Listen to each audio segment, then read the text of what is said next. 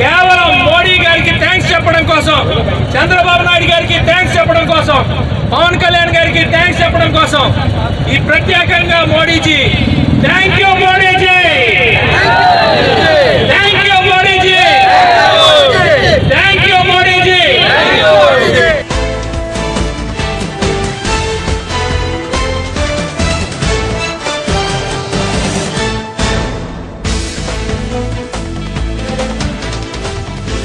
SEZ లో green energy ప్లాంట్ను ఏర్పాటు చేసినందుకు ప్రధాని మోడీకి, ముఖ్యమంత్రి చంద్రబాబు నాయుడుకు, ఉప ముఖ్యమంత్రి పవన్ కళ్యాణ్కు యలమంచిలి ఎమ్మెల్యే సుందరి విజయ్ కుమార్ ధన్యవాదాలు తెలియజేశారు. జనసేన ఆవిర్భావ దినోత్సవ వేడుకలను యలమంచిలి ఎమ్మెల్యే సుందరి విజయ్ కుమార్ ఉత్సవంగా నిర్వహించారు. అచ్యుతాపురం నుంచి పిఠాపురానికి ఏకంగా బైక్ ర్యాలీని చేపట్టారు. దారి పొడవున కూటమి పార్టీల అగ్రనాయకులకు ధన్యవాదాలు తెలియజేస్తూ ఫ్లెక్సీలను ఏర్పాటు చేశారు, ప్లేకార్డులను ప్రదర్శించారు. సంబరంగా ర్యాలీని తీసుకువెళ్తున్నారు. గతంలో ఎవరూ తీసుకోలేని విధంగా జాగ్రత్తలు వహిస్తున్నారు. స్వయంగా కార్యకర్తలకు ఆయన హెల్మెట్లను పంపిణీ చేశారు. వాకీ టాకీలతో ప్రత్యేక బృందాన్ని ఏర్పాటు చేసి ఎప్పటికప్పుడు పర్యవేక్షిస్తున్నారు. అత్యవసర సేవల కోసం అంబులెన్సులు, బస్సులు, కార్లను సిద్ధం చేశారు. కార్యక్రమంలో ఆయన సోదరుడు సతీష్తో పాటు వివిధ మండలాల నాయకులు, కార్యకర్తలు పాల్గొన్నారు. 100 కిలోమీటర్ల పైగా ర్యాలీ చేయవలసి ఉంది. స్వయంగా ఎమ్మెల్యే పర్యవేక్షణలో ర్యాలీని కొనసాగిస్తున్నారు. ఈ సందర్భంగా ఎమ్మెల్యే సుందర విజయ్ కుమార్ మాట్లాడుతున్నారు. చూద్దాం. అచ్యుతాపురంలో, రాంపిల్లిలో, అలాగే అనకాపల్లిలో ఈరోజు ఉన్న కంపెనీలు ఒక ఎత్తు, ఈ 1,85,000 కోట్లు పెట్టుబడితో గ్రీన్ హైడ్రోజన్ ఒక ఎత్తు.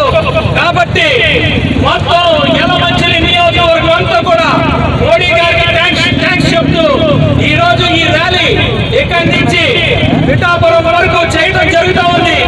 మరి మా సోదరులు, జన సైనికులు, వీర మహిళలు అందరూ కూడా మరి పెద్ద ఎత్తున సంతోషంగా మేము ఈ ర్యాలీగా వెళ్ళడానికి ముఖ్య కారణం మోడీ గారు మనకి ఏదైతే NTPC గ్రీన్ హైడ్రోజన్ మనకి ఇచ్చారో 1,85,000 కోట్లతో మన అచ్యుతాపురంలో ఈ ప్లాంట్ ఇవ్వడానికి మోడీ గారు, చంద్రబాబు నాయుడు గారు, పవన్ కళ్యాణ్ గారు కారణం.